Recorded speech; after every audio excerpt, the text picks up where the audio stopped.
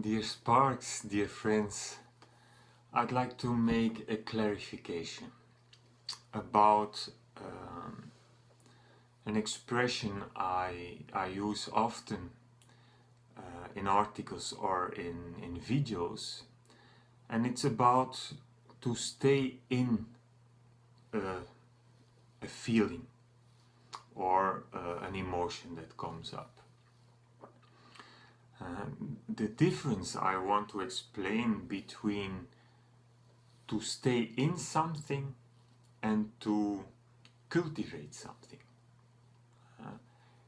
From the outside it can be the same, almost the same, but there is a huge difference, and I want to explain. For example, I take an example, and this week my wife Nina was triggered in a feeling of guilt about a mistake she made for an exam of our son, and there was a huge risk that his exam would not be accepted, so that he would fail due to something she did. So it made an irrational bubble of feelings of guilt that popped up.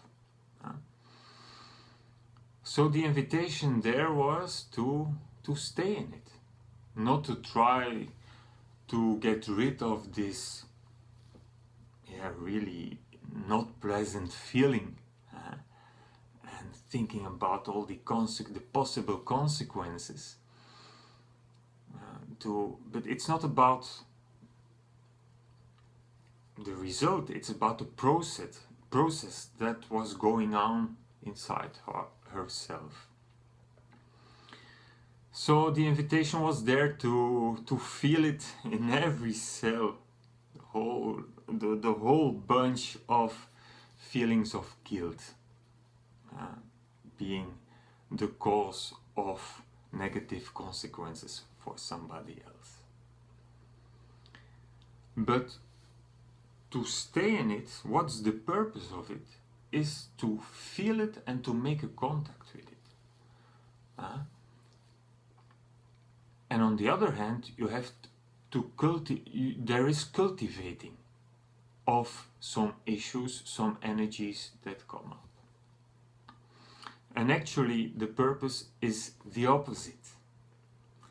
When you make contact with something, really with the intention, I want to feel what it reveals inside myself, the purpose is that it liberates itself from our consciousness. So there is an awareness of the healing aspects of making contact. While on the other hand, when you start to nourish it, when you start to cultivate it, when you start to turn circles in it, you make it bigger and bigger and bigger due to a mental analysis, then it will not go out of our system, but we keep it into our system. So on the surface it can look a little bit the same, that we make contact with it, but it's completely different. So I want to put the emphasis on it. When I use this expression, please don't run away of it. When an emotion comes up, stay in it. But life is going on. It doesn't mean you have to sit down for 3 weeks and there's this feeling of guilt, and oh yes, and it's still there, and I feel the guilt, and what? There is the mental analysis that comes up, and that's not the purpose. You have to feel it. And how we can feel better is by breathing more deeply. make contact with you, but you also let it go. And life goes on. So I let it come, but also I let it go. Okay. It feels already a little bit better. Or not, the whole night I was in it. Okay, but now it's morning. I continue my life with what has to be done. And if it pulls my attention, okay, I take a few moments. Alright, man, this hurts. But I don't start to analyze it or to feed it.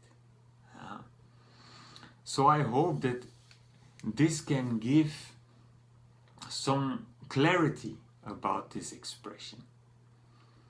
And in these moments, what can help in this process of keeping this relativity, that you don't become the emotion or the energy. You're aware of it.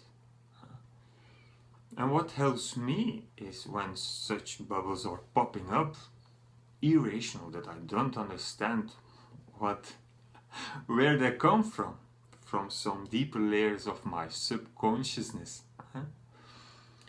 To keep this relativity, I put focus after that. After I made contact with it, I put a focus on all the things that I feel blessed in my life. And it's not the trap of trying to escape.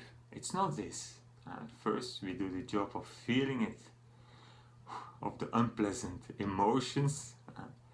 But then I make the shift. Okay, this is done.